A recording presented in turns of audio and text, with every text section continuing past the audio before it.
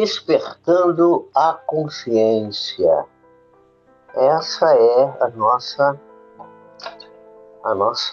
plataforma na qual nós nos repletamos de alegria em encontrar os nossos companheiros aqui que vêm nos acompanhar nessa saga, nesse trabalho tão maravilhoso, que é um trabalho voltado para a gente aprender, para a gente refletir, para a gente se sentir cada vez mais, vamos dizer assim, cada vez mais com mais qualidade de vida, né?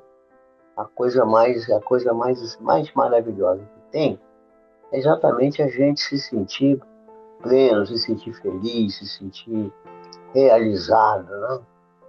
Então a gente fica muito contente de estar aqui acompanhando vocês.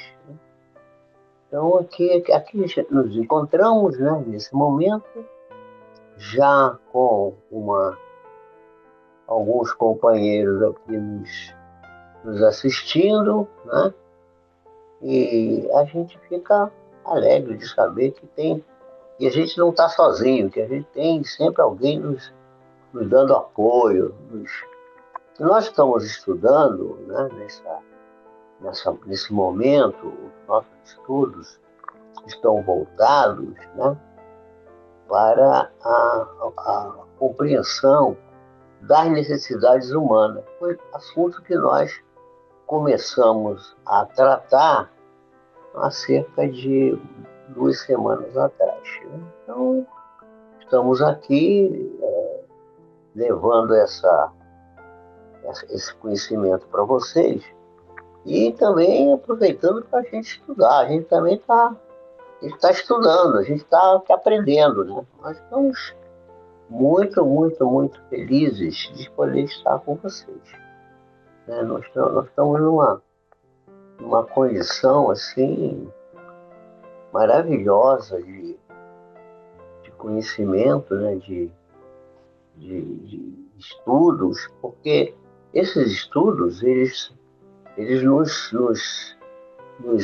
animam, né? Nos levam adiante, nos fazem compreender a vida melhor e vai fazendo com que a gente atenda vamos dizer assim, o nome do nosso canal. O nosso canal chama-se Despertando a Consciência. Então, já está aqui conosco a nossa querida Zélia. Zélia já está aqui. Zélia hoje foi a primeira que está aqui. Não, peraí, tem Léa Brum antes dela. Tem Léa Brum aqui. Eu não tinha visto você, Léa. Então você está aqui também. Então Léa Brum está aí com a gente. Zélia também está aí com a gente. Vamos ver se os outros vão chegando, porque a gente fica esperando um pouco que as pessoas cheguem, porque como a gente está apresentando uma sequência de eventos, né?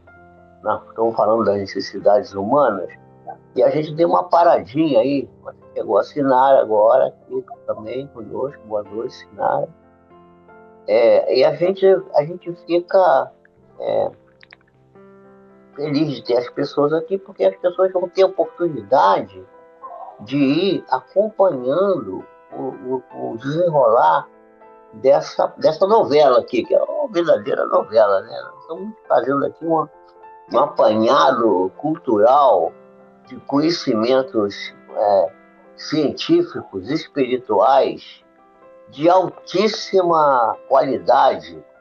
Quer dizer, eu não tenho mérito nenhum nisso, porque eu sou apenas eu sou um mero repetidor, né? Eu estou aqui só repetindo aquilo que eu já aprendo. Eu aprendo e passo para vocês, né? Então aqui tem muita coisa que eu também repito e ainda não aprendi bem. Estou aprendendo, estou sempre aprendendo, né? Então eu tenho a consciência de que esse trabalho que a gente faz aqui, ele é extremamente útil para as pessoas. Eu tenho consciência disso. Mas ele é mais importante e mais, vamos dizer assim, mais resultante para mim próprio. Eu próprio sou o principal, vamos dizer assim, beneficiado com esse conhecimento, porque eu vou assim estabelecendo vamos dizer assim, uma forma de me aperfeiçoar cada vez mais. Cada vez eu estou mais assim elevado nessa coisa, porque cada vez mais eu sei o que está acontecendo comigo e acontecendo ao meu redor. Né? Então Deus nos proteja, nos ampare nessa mais esse encontro, estejamos juntos, que possa ser esse encontro uma, uma resposta, uma busca, né? Na vida somos eternos aprendizes, né? Bruno está dizendo, é verdade. Enquanto a gente não dominar as coisas do jeito que a gente precisa dominar, o conhecimento, etc., a gente está só aprendendo. Essa é a nossa saga, né? Aprender, vamos aprender. E ter humildade para compreender que não sabe. Né? E a gente, à medida que a gente aprende, a gente vai entendendo que cada vez a gente sabe menos relativamente, porque a gente descortina, vamos dizer assim, o horizonte e vê quanto que falta para a gente chegar lá. Para a gente chegar lá onde? Chegar na plenitude, chegar no domínio do conhecimento geral das coisas, chegar na forma mais profunda do entendimento da vida, do entendimento das causas de estarmos aqui, de passarmos pelas dificuldades, de termos momentos de problemas na nossa vida, situações, às vezes, complexas, que nos agridem até, nos causam dano, nos fazem ficar, às vezes, deprimidos, chorar, às vezes, mas a gente tem que superar. A gente não deve ficar curtindo o vômito de quem vomitou em cima da gente. A pessoa vomitou em cima da gente, a gente vai tomar banho, troca de roupa e segue o baile, vamos continuar. Né? Você pode fazer igual aquela moça, né? Que ela, quando ela chegava, ela começava a contar para todo mundo aquilo que ela passou. Passou um problema muito sério, né? Alguém agrediu ela seriamente, moralmente, e ela, toda vez que ela encontrava uma pessoa nova, aconteceu isso, meu Deus, não sei o quê. Aí uma pessoa falou assim, sabe uma coisa, você está fazendo uma coisa que não está certa, você está fazendo aquilo que uma moça, aconteceu com uma moça. Ela estava no ônibus, e um rapaz perto dela passou mal, vomitou em cima dela, e ela aí recolheu aquele vômito numa marmita vazia que ela carregava, fechou aquilo, levou para casa, levou para o trabalho, chegou no trabalho, se limpou e tal, aí mostrou para todo mundo aqui, o que aconteceu comigo no ônibus hoje de manhã. O pessoal falou, que coisa, que nojo e tal. Aí levou aquilo para casa, também o cara abriu já à noite, já aquilo já azedo, para a mãe dela ver, e ficou com aquilo dias mostrando para as pessoas aquilo. Quer dizer, a gente, quando passa por alguém vomita em cima da gente, a gente não pode ficar recolhendo na marmitinha e ficar mostrando a marmitinha para todo mundo. Isso não vai nos resolver a nossa questão.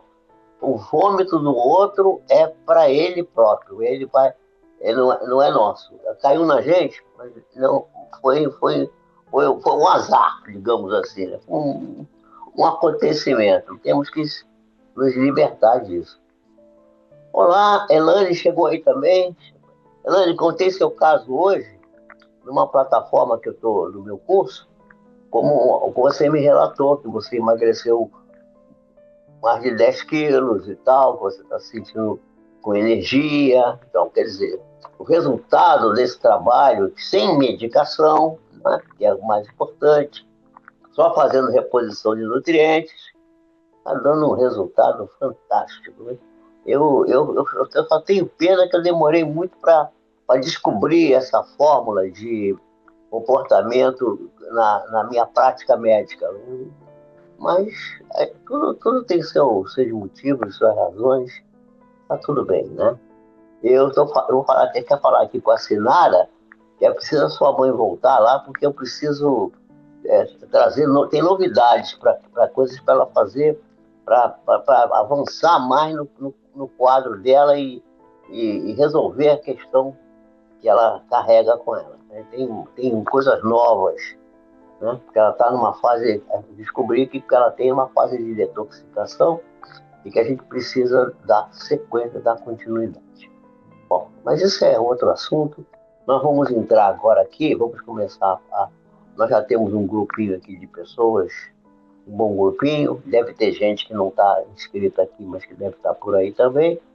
Vamos começar a apresentar nossas telas, né? É, ela falou, a Helena está dizendo aqui, que maravilha, fico feliz em saber que ajudei com os meus resultados. Claro que ajudou. Só ajudou inclusive a mim, porque fico me sentindo justificado, né? Todo o empenho que eu tive, todo o esforço de estudar, o custo financeiro que é muito alto, tudo isso, né? Mas isso tudo está sendo compensado, né? Então, nós vamos começar a apresentar, nós estamos estudando as necessidades humanas. Nós começamos isso há 2 semanas atrás, na outra sexta-feira, está indo para quase 2 semanas. Na terça dei continuidade, e hoje eu vou dar nova continuidade, mas não vai acabar ainda, porque nós vamos fazer mais uma parte. Hoje nós vamos relembrar um pedacinho onde nós paramos na terça-feira, e vamos seguir adiante. Então, já tá aí a tela para a gente ver, a nossa tela, que fala das necessidades humanas, né? E vai explicar para nós que no início do processo evolutivo, que a gente sabe que o processo evolutivo é contínuo, a gente começa lá na célula unicelular, pequenininha, uma amebinha. Uma vez eu perguntei para os alunos se vocês sabiam que vocês já foram uma bactériazinha, uma amebazinha? E, doutor, o que é isso? Pois é, a gente já passou por. A gente não foi isso, mas a gente passou por essa experiência.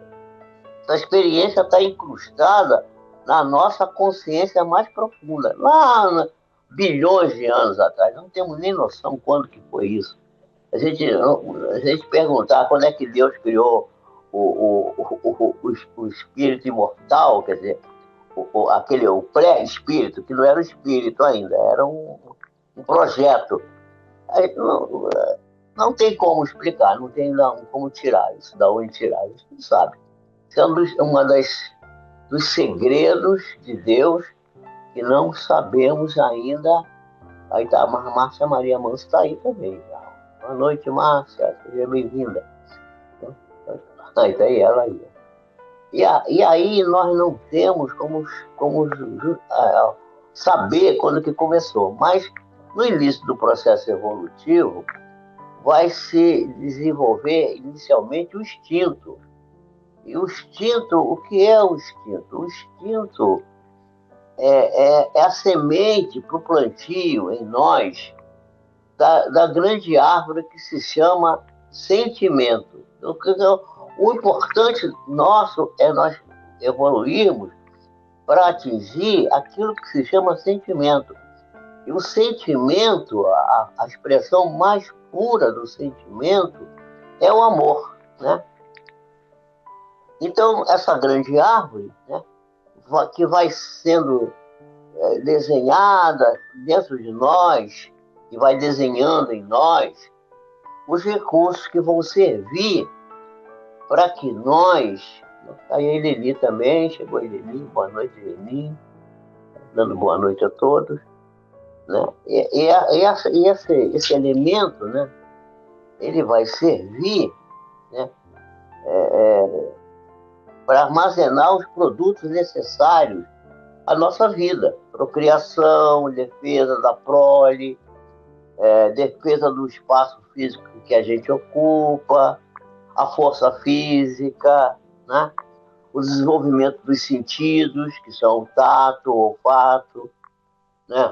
A visão, a audição, a desconfiança, a gente desconfia das coisas e tal, a desconfiança é também um sentido, né? A, a Maria das Graças chegou aí também, boa noite, Maria das Graças, né? Tá todo mundo aí. Esses sentidos físicos, esse desenvolvimento desses sentidos vai evoluindo, vai crescendo, até que a gente possa se apropriar da percepção intuitiva, da intuição, que é o sentido mais apurado, que é o próximo passo para nós. Nós vamos chegar nesse próximo passo, né? Então nós estamos aí estamos dando continuidade a isso.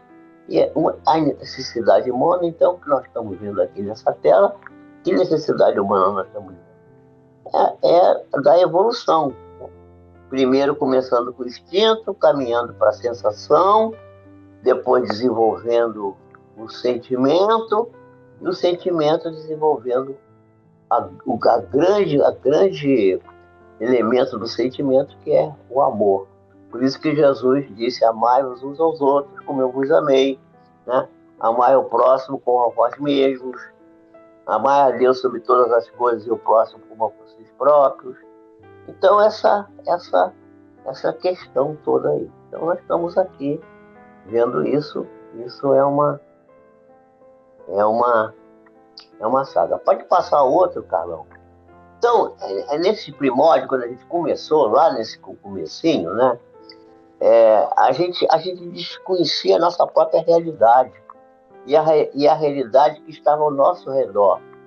E a gente foi se cuidando de maneira talvez inconsciente, nós não tínhamos consciência, né, da construção desse instinto de conservação, o si mesmo, a conservação de si próprio e da espécie da qual nós pertencemos, os nossos sentidos, e nós desenvolvemos um sentimento de vulnerabilidade, o sentido de vulnerabilidade, que é aquela condição que diz para a gente que a gente não vai acontecer nada de mal com a gente. A gente sabe que acontece, mas com a gente não vai acontecer.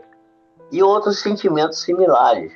E aí a gente vai seguindo constantemente nessa luta para ir amealhando e melhorando com as dores. As dores vão servindo para nós ficarmos fortes, rígidos, né? E a gente não pode deixar de ter o discernimento do que seja aquilo que é indispensável para nós, que é respirar, viver, trabalhar, ter recursos para ter uma vida nobre, correta, aquilo que é necessário, né? Quer dizer, o alimento, a preservação da espécie, ou a proteção, né? Aquilo que é desejável, que são as coisas que nós procuramos buscar, porque a gente quer sempre melhorar, não é? E também aquilo que é supérfluo, muita coisa que é supérflua, que a gente não precisa. Por exemplo, a gente deve ter que comer o pão. O pão é necessário, é absolutamente necessário. E pode ser desejável se o pão está gostoso, né? Mas a gente não precisa comer pão com manteiga. O pão com manteiga já é supérfluo, né? O pão com manteiga é supérfluo. A gente pode, de repente, ficar prisioneiro da forma física, da necessidade de se alimentar e de usar as coisas do supérfluo, né? Procriar, que é uma necessidade também, proteger-se, e ficar só agarrado nisso. E não é esse o princípio no qual nós devemos nos nortear, né? É preciso que a gente busque as necessidades humanas. Então a gente tem necessidades fisiológicas, né? Que ainda é uma coisa que não é bem. Pode passar o seguinte, né? Tá, o seguinte slide, que é o sentido, vamos dizer assim, da protoconsciência, ou seja, a ideia que temos da boca para baixo, né? E o cérebro ainda não é aquela coisa que a gente tem uma noção, né? Isso quando a gente estava naquele quadro evolutivo lá, quando a gente estava bem no princípiozinho do processo evolutivo. Nós vamos falar disso daqui a pouco. Vamos desenvolver esse núcleo dessa ideia, né? Então, o núcleo principal, então, desse momento é aquilo que a gente chama de núcleo reptiliano. O reptiliano vem de réptil. Por quê? Porque é característica dos répteis ter só o instinto, né? Então, nós temos no nosso cérebro uma parte chamada cérebro reptiliano, que é a sede dos instintos primitivos. O que é o instinto primitivo? É o instinto que faz bater o coração, que faz funcionar o intestino, que faz funcionar o fígado, o rim, que faz funcionar todos os sistemas, vamos dizer assim, glandulares, os hormônios, todas as funções orgânicas, elas são instintivas. E também um pouco de reações emocionais. Nós vamos ver que a reação emocional já está num outro patamar do cérebro. Nós vamos estudar um pouquinho o cérebro, né? E vamos ver que esse reptiliano, ele é dos animais primitivos, mas depois ele evolui para animais mais avançados, né? Então nós paramos na última vez, numa imagem que é do homem trino. Bota aí, Carlão, o homem trino. Então, tá aí o homem trino, né? Que é um homem que tem o instinto, a emoção e a razão. Né? O agir, o sentir e o pensar. Né? O agir, o sentir e o pensar. O cérebro caminha de baixo para cima. Quer dizer, se vocês olharem para a imagem que vai aparecer aí, vê que aqui embaixo, nessa parte mais inferior, depois tem um gatinho, depois tem uma pessoa. Aí a gente vai vendo ali que tem no agir é a ameba, né? É o bichinho, é o, uma cobra, um lacertídeo, um bichinho qualquer que você toca nele, ele vem, te pica, te morde, né? Depois vem o emocional, que já é um mamífero, aí tem o boizinho, o cachorrinho, o gatinho, eles já são mamíferos. A palavra mamífero vem de mama, que é o bicho que já doa o seu corpo para o filhote. Né? Quer dizer, já é um processo evolutivo, porque o réptil, por exemplo, se o réptil, quando ele nasce os filhos, são ovíparos, né? Se o bicho não fugir, não correr, o bicho vai ser comido pelo pai ou pela mãe. Né? Então, mas o mamífero já não, o mamífero já tem já o sentimento de paternidade, de cuidar. Então, é por isso que e doa a mama para alimentar o filhote. E depois tem a parte superior como se fosse uma casca de cebola. Nasce primeiro essa parte instintiva, depois vem a parte emocional, cobre essa parte, depois vem a parte racional. Né? Então é o cérebro reptiliano, que é o mais baixo, depois vem o mamífero, que está bem no meio, que é o emocional, né? Sistema límbico, nós vamos ver isso daqui a pouco numa outra imagem. E depois tem o córtex cerebral, que é o neocórtex, o novo córtex, que é uma córtex vem de cortiça, quer dizer, a parte mais superficial, a parte mais superficial da questão. E foi Allan Kardec que criou o conceito de homem trino, né? O homem com corpo denso, com o corpo espiritual e o espírito, né? E já vem de Sócrates, já da metafísica grega, a ideia de que nós éramos um ser espiritual. Né? Havia uma dualidade, corpo perecível e alma imortal. Isso falava Sócrates dizia isso. Então, essa metafísica era uma metafísica maravilhosa. Aí está aí o Antônio Nascimento, agora você entrou aqui, Antônio, que bom. Assim você veio animar aqui, porque aqui está animado, porque só tem moça aqui. Agora chegou um rapaz, o Antônio. Antônio Araújo Nascimento. Antônio nosso parceiro também, é uma pessoa que gosta de espiritualidade e trabalha na indústria farmacêutica. Né? Ele é uma pessoa muito dedicada ao trabalho dele. Já está nessa indústria há muito tempo. Nós temos uma gratidão muito grande pelo Antônio. Quando você puder, Antônio, vai lá me visitar. Então, Allan Kardec, ele amplia e esclarece essa questão muito mais que Sócrates, vai lá na frente. E aí a gente vai verificar que o espiritualismo do nosso Sócrates, né? Boa noite, Antônio. É um espiritualismo utópico, é uma utopia. Ninguém tem muita noção do que era aquilo. Mas com Allan Kardec, a gente saiu do espiritismo, do espiritualismo utópico e caminhamos para o espiritualismo científico. Isso aqui é a coisa mais importante da diferença que tem. Nós vamos ver que esse corpo de doutrina, chamado codificação kardeciana, ou kardeciana, como quiserem, ele é uma coisa muito interessante, porque ele antecipa a ciência. Muitas vezes dizem assim, mas o espiritismo tem 200 anos, a teoria do Kardec já está superada. Ele não tem nada superado, gente. Tem coisas que a ciência só está mostrando agora, e a gente está confirmando agora. É uma coisa impressionante isso. Então, essa teoria do cérebro trino, vamos passar outra aí, meu amigo. Passa outra para a gente ver, que vocês vão ver que coisa interessante isso. Olha só, essa ideia desse cérebro trino, ou triuno, né? Triuno, quer dizer, é um cérebro só, dividido em 3 partes.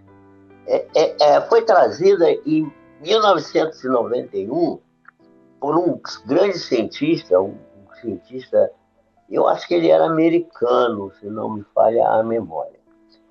E ele vai trazer a divisão do cérebro em 3 partes. Ele tem o cérebro reptiliano, que é esse que está embaixo, que vocês estão vendo aí, mostrando o núcleo da base, a medula oblonga aí, né? Aqui o cerebelo atrás, essa coisa vermelha ali, que parece uma estrelada assim, que é cheia de pontas, né?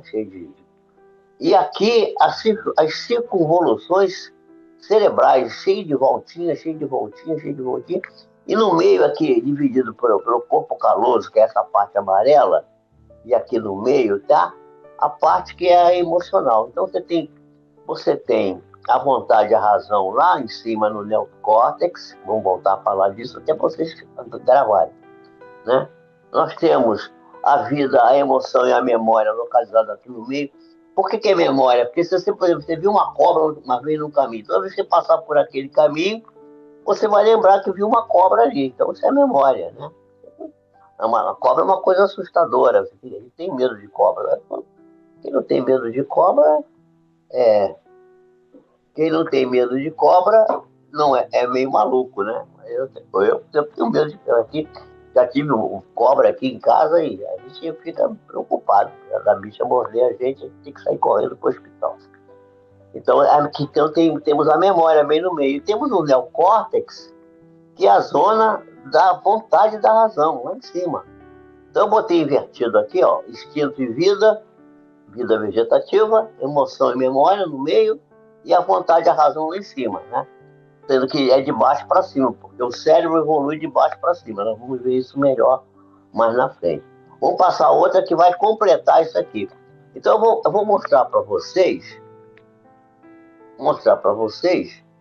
como que Allan Kardec estava na frente, e é porque a obra do Chico Xavier complemento da obra do Allan Kardec. Né? Então, o Chico Xavier, num livro chamado O Mundo Maior, em 1947, quer dizer, o Paul MacLean mostrou essa coisa do cérebro em 3 partes, que a ciência adota, em 1991. Mas vocês vão ver que, bem antes disso, né, em 1947, no livro No Mundo Maior, da codificação do Chico Xavier, um benfeitor chamado Calderaro, que estava orientando André Luiz no plano espiritual, vai dar uma ideia da chamada casa mental. Então, aí dividido também em 3 partes. Na realidade, não são 3, são um pouco mais. Seriam 3 que podem ser 4. Mas aqui como se fosse uma casa, né? Você tem uma casa com um sótão em cima, né? Um sótão. Você tem a parte social da casa aí. O sótão é essa parte amarela lá em cima. Não sei se dá para ver aí. Né? Parece que ficou um pouco fechado pela minha imagem ali. Mas é o sótão da casa, né? Que é a parte do futuro, o ideal, a meta que nós devemos atingir, é o superconsciente do futuro que vai nos levar para a questão da intuição, que, como eu falei anteriormente, a intuição é o próximo sentido maior que vamos ter. E a parte social aqui em branco é a zona do presente, o consciente, o esforço, a vontade. E a parte que está embaixo, que seria a parte do instinto, né? Aquela do instintivo, né? Instinto, memória e emoção e razão. Aqui seria o subconsciente, o passado, quer dizer, o automatismo, os hábitos. Nós vamos estudar na terça-feira os hábitos. Vamos estudar, ainda tratando desse assunto que nós estamos tratando aqui, vamos estudar os hábitos. Então, essa ideia aqui, essa ideia do cérebro dividido em porão, parte social e sótão, três partes, né? O cérebro triuno, já está no livro No Mundo Maior da Codificação Espírita, que é a obra do Chico Xavier, que me desculpe quem discorda disso, mas na minha ótica é parte da codificação espiritual, da codificação espírita, não tem dúvida. É continuação, gente. E tem até algumas outras coisas que eu não posso falar aqui, mas deixa para lá, de outra hora a gente fala. Então, vocês vejam que quantos anos antecedeu Calderaro, Chico Xavier, André Luiz, do Paul MacLean, que foi um cientista que em 91 postulou a ideia do cérebro triuno. 50 anos, mais ou menos 50 anos. Quer dizer, o espiritismo está 50 anos na frente da ciência, gente. Não adianta a gente querer, porque não é científico. É científico, sim. É científico e é de uma ciência de altíssima qualidade. Quem quiser concordar, que concorde. Quem não concordar, paciência. Eu sinto muito, né? Eu sinto muito. Eu fico com pena quem não concorda com isso, né? Então, a gente pode fazer um estudo. Agora vamos fazer um estudo mais assim, vamos dizer, mais assim, da obra do André Luiz, num livro chamado Evolução de Dois Mundos. Eu vou trazer para vocês umas ideias. Eu vou pedir para o Carlão passar mais uma tela aí. Passa mais uma tela aí. Aí, chegou a Vera Lúcia aí. Vera Lúcia, boa noite. Seja bem-vinda. A Vera está aí. Chegou a Vera Lúcia aí. Boa noite a todos. Boa noite, doutor Pio. Boa noite. Então, vejam só. Como é que o cérebro evoluiu? Vamos ver isso. Na psicografia do Chico Xavier, nós vamos encontrar lá André Luiz, nesse livro Evolução em Dois Mundos, escrevendo a organização do cérebro, a organização do sistema nervoso central, informando que os arquitetos divinos, quer dizer, aqueles que foram realmente os que construíram, vamos dizer assim, o nosso corpo, o nosso veículo de manifestação no mundo físico, que é o corpo físico, esses que construíram isso, eles colocaram na consciência fragmentária. O que é consciência fragmentária? Os bichinhos que ainda não tinham consciência de nada, aquilo que eu falei no começo lá. No começo não tinha consciência de si mesmo, não sabia nada, não tinha consciência. E vai começar então, esses arquitetos vão construindo gradativamente o cérebro, vão construindo o cérebro, que é, como a fundo dizer do André Luiz, como está escrito aí, é um maravilhoso ninho da mente. A mente se aninha ali, dando a entender que o tecido nervoso é que permite a mais ampla exteriorização da mente, né? E a captação das informações externas que são necessárias à vida de relação e à sua própria economia interna. Vocês viram lá a definição do Leon Denis, que eu mostrei da vez passada, que a consciência é uma reunião das experiências transatas, das experiências das encarnações anteriores. E isso é importante para a saúde? Importantíssimo, porque as experiências saudáveis vão se repetir e as experiências adoecidas também vão se repetir. E aí vem a questão da doença ou da saúde, né? Olha só, nesse livro Evolução em Dois Mundos, o nosso querido André Luiz vai dizer assim: no regaço do tempo, quer dizer, tempo, que tempo? Bilhões de anos, os arquitetos divinos auxiliaram a consciência fragmentária na construção do cérebro, que é o ninho da mente, como eu já falei aqui, está aqui nessa tela. Então ele vai dizer que a massa de células nervosas, né, que precede a formação do mundo cerebral, dos invertebrados. Quem são os invertebrados? As minhocas, as lesmas, os bichinhos mais simplesinhos, que já são muito complexos. Né?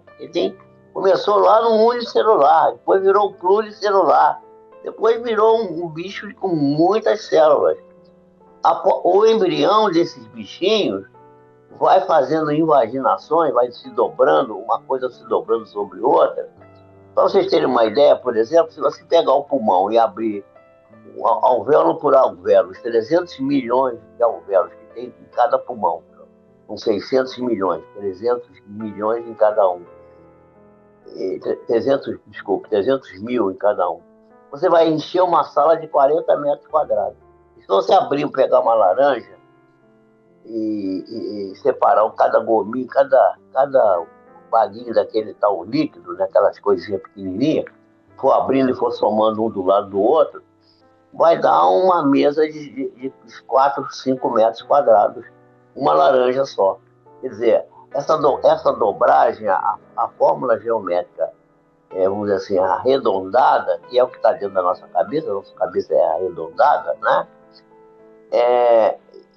Isso consegue guardar uma quantidade muito grande de elementos. Então, essa massa de células que precede a formação do mundo cerebral dos invertebrados dá lugar a uma série de invaginações, né, primeiro nos vertebrados, vai constituindo lentamente uma vesícula, a vesícula anterior, que vai formar essa parte da frente do cérebro aqui. Essa parte aqui, né, que é chamado de romboencéfalo. E nos peixes, nos hemisférios cerebrais, já estão ainda muito reduzidos, são pequenos ainda. Mas quando você tem uma perereca, um sapo, uma rã, um anfíbio, né, um bicho que vive na água e vive na terra, você vai ter você vai ter nesses bichinhos, assim, vamos dizer, anfíbios, né, um ambiente mais vasto, né, bem mais vasto, mais encorajador, bem maior, né? E vai ver que aparece um centro coronário lá, e no corpo espiritual desse ser, né, vai aparecer, então, a futura glândula pineal, que já é razoavelmente plasmada em determinados lacertídeos. Quem são lacertídeos? Lacertídeos são os bichinhos que parecem um jacarezinho, né? Um camaleão, um lagarto, um bichinho mais assim, são bichos de sangue frio, né? E aí você tem alguns bichos, por exemplo, na Nova Zelândia, em que essa epífise, né, a glândula pineal, ou epífise embrionária, ela cresce de uma maneira tão grande que vai lá atrás do cérebro e assume a feição de um olho, de um verdadeiro olho, né, com implementos característicos de um olho. E por isso que alguns zoólogos, que são pessoas muito respeitáveis, eles consideram esse aparelho, né, como sendo uma espécie de globo ocular que a natureza abandonou. Mas não é nada disso. O que acontece é que a epífise começa a se consolidar, ela vai se tornando uma espécie de fulcro, de local energético para as sensações sutis, para a tradução e seleção dos estados mentais muito diferenciados, em mecanismos de reflexão, de meditação, de pensamento, de discernimento, de uma mentalização que vai prenunciando as operações do encontro dos seres, uns com os outros, encarnado e desencarnado, aquilo que se chama normalmente de mediunidade. Né? Ou o que é consciente ou inconsciente, a gente não sabe, depende. Então, essas pessoas se consolidam, se consorciam, se juntam. Isso vai ser no livro do Dr. Paulo, Dr. Paulo, que é o que está fazendo aí agora, é o diretor da Comissão de Saúde e Espiritualidade do Conselho de Medicina aqui do Rio de Janeiro, né? Paulo Frutuoso. Ele tem um livro que se chama A Medicina do Futuro. E ele fala que médiums ou médicos do futuro. O médico do futuro vai ser um médium. Ele vai poder, através dessa comunicação mental, através da glândula pineal, tratar e diagnosticar a pessoa de maneira mais profunda. Uma coisa assim, maravilhosa. Quem tiver curiosidade pode procurar o livro Evolução dos Mundos, da série André Luiz. No capítulo 9 tem essa descrição que eu estou acabando de dar aqui, que é um negócio fantástico. Eu vou deixar isso, porque isso aqui, senão vocês vão achar que eu estou ficando maluco, estou começando a falar umas coisas aqui que não parece que não faz sentido, mas faz muito sentido. Max de Ângeles, você está aqui, meu amigo. Que bom que você veio. Obrigado. Obrigado por você ter vindo. Aqui o Carlos Nascimento está falando que eu vi numa matéria que aquelas pinturas egípcias que aparecem no olho são representações da pineal. É verdade, é verdade. Vocês sabem que nos templos de Delfos, nos outros templos lá dos egípcios, dos antigos egípcios, né? Porque hoje todos nós somos pessoas que estamos sendo, vamos dizer assim, temos o conhecimento daqueles egípcios que passavam pelos templos para se tornar magos, né? Nós somos todos magos. O que eles aprendiam lá? Aprendiam a sobrevivência, aprendiam sobre Deus, aprendiam sobre a importância do sol, a importância da água, aprendiam sobre a mediunidade, sobre a comunicação dos espíritos, e tinham era esse o conhecimento. Esse conhecimento hoje a gente tem aqui a balde, à vontade, aqui trazido por essas informações. Então, essa coisa das informações externas necessárias ao nosso crescimento, à nossa vida de relação, à própria economia interna do nosso corpo, é muito importante que a gente veja dessa forma, porque isso vai nos ajudar a ter cada vez mais conhecimento e a ter cada vez mais saúde. E isso é o despertar a consciência. Nós estamos despertando a nossa consciência, né? Despertando a nossa consciência. Esse é o despertar da consciência. Vamos ver uma outra tela, né? Na qual, nesse livro ainda, né? Ele vai falar, né, do processo evolutivo, que vai organizando e criando os veículos de manifestação em nível psíquico, em nível físico, né, em nível psico-espiritual, às expensas, isso eu não dizia do André Luiz, né, de um fluxo que que está em nós e que está no meio ambiente, que é o fluxo chamado, que ele chama de mento eletromagnético, ou mento fisiopsíquico. É um nome complicado, né? Ou seja, as células, eu botei entre parênteses aqui, na realidade, né? Na realidade, digamos aqui, as células são animáculos infinitesimais que se revelam domesticáveis, não é domesticado não, está escrito errado aqui, e ordeiros. Aliás, é Emmanuel que vai dizer que as nossas células são inteligentes e educáveis. Não são educáveis, são domesticáveis. Domesticável quer dizer educável, né? Ordeiro, que tem ordem, que tem um plano de trabalho. Quem tem ordem é a pessoa que tem um plano de execução das coisas, né? E obedece ao pensamento simples, ou pensamento complexo, não importa, que lhes comanda a existência, né? Que comanda a existência. A existência é comandada pela mente, a mente comanda a nossa existência. E aí a gente vai lentamente saindo daquela fase de instinto, o bichinho está lá no instinto, né, só no instinto, para chegar à sensação. Mas tem ser humano que ainda está no instinto ainda, não conseguiu sair para a emoção. Ainda não está nem mamífero, que tirar humano racional. Infelizmente, é verdade, né? Não adianta a gente querer dourar a pílula ou tapar o sol com a peleira. O ser em evolução conhece o prazer e utiliza esse prazer não só por necessidade, nós temos necessidade de sentir o prazer instintivamente, mas como uma recompensa para os alívios das dores da evolução. A dor da evolução, ela é aliviada pelo prazer que a gente tem das vivências instintivas que nos levam a sentir prazer. Então, ter prazer não está errado.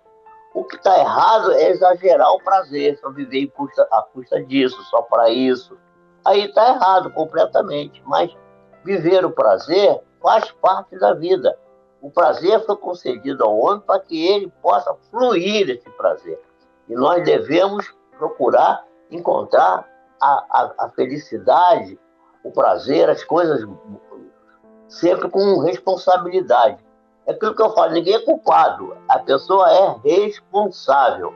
Quando a gente se sentir responsável, quando a gente for responsável, a gente vai viver melhor, porque a gente vai assumir o risco e o custo das coisas que nós realizamos, né? Então, essa é uma questão que a gente tem que levar em consideração. Então, nessa fase sensória, quer dizer, da sensação, porque nós temos o instinto, a sensação e a emoção, né? E depois a razão. Então, nessa fase que é sensória, que é, vamos dizer, a segunda fase, é que vai se desenvolver com mais facilidade aquilo que a gente chama de hábito, gente. Então, nós vamos ver aqui o hábito. Passa aí o próximo, meu amigo, que é o hábito, que é num livro chamado O Hábito. Esse livro chama-se isso. Ele fala do loop do hábito. Há uma deixa, por exemplo, você acabou de almoçar, você quer comer alguma coisa doce. A gente habituou a comer. Quando a gente era criança, na minha casa tinha sobremesa todo dia. A gente comia sobremesa. Era uma bananinha, era uma laranjinha, era um docinho de mamão, um docinho de abóbora com coco, que minha mãe fazia muito bem, maravilhosa, né?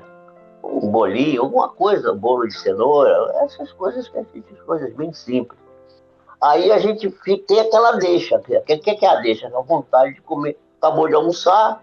Estou dando exemplo do almoço. Tem várias outras coisas que eu podia dar exemplo. Só para mostrar o loop do hábito. Então você tem a deixa, né, que é a vontade de comer a sobremesa. Aí você procura um café, um suco. Você escova o dente com uma pasta de dentes que tem gosto bom, de preferência sem flúor, porque o flúor faz mal para a tireoide. Já estudamos isso. Né? Tomar um café, alguma coisa, né? Come uma sobremesa. Aí isso vira rotina. Vira rotina. Essa rotina, essa deixa que leva para essa rotina,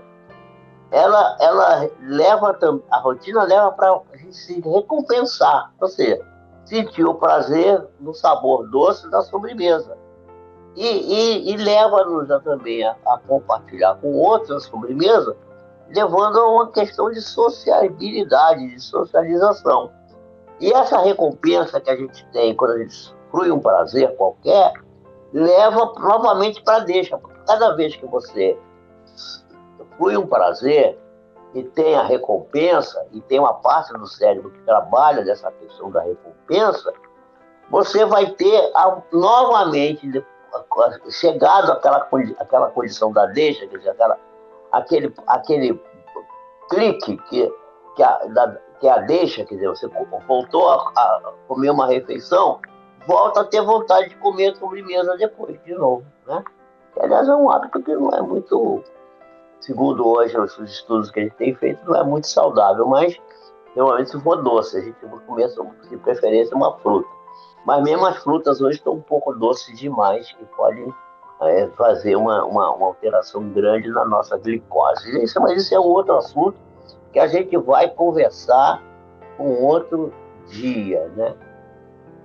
Vai conversar outro dia. Então, essa questão do loop do hábito, eu estou com ele, eu estou encerrando a apresentação de hoje e estou abrindo a apresentação da próxima terça-feira. Na próxima terça-feira, nós vamos estudar, começar abrindo o nosso estudo a partir do hábito. Porque se a gente voltar atrás aqui, voltar no slide anterior, vamos voltar aí, gente? Volta aí, Carlão, volta para o slide anterior. Aí, ó. Ali vocês vão ver, ó, no segundo parágrafo, diz assim, vamos lentamente saindo dos instintos para chegar à sensação, que é a segunda fase. Aí a gente chega no momento do processo evolutivo em que a gente conhece o prazer. E aí a gente usa esse prazer não só por necessidade instintiva, mas como uma recompensa para alívio da dor evolutiva. Olha, eu estou repetindo isso, que aqui é muito importante. E é nessa fase sensória que a gente desenvolve com facilidade os hábitos. Agora, os hábitos, e eu quero concluir dizendo, voltando para o loop do hábito, que aqui eu mostrei um hábito virtuoso, quer dizer, não, é um hábito simples, comer sobremesa depois da refeição. Mas existem hábitos que são virtuosos, existem hábitos que não são virtuosos, né? Vamos dizer, são viciosos. Quer dizer, há uma diferença entre o hábito virtuoso e o hábito vicioso. Existem hábitos que são viciosos. A gente, às vezes, comete erros porque a gente fica preso em hábitos viciosos. Por exemplo, eu vou terminar falando uma coisa. A gente não deve falar tudo que sabe. A gente não deve gastar tudo que tem. E a gente não deve acreditar em tudo que vê. Vou voltar a falar. Olha aqui. A gente não deve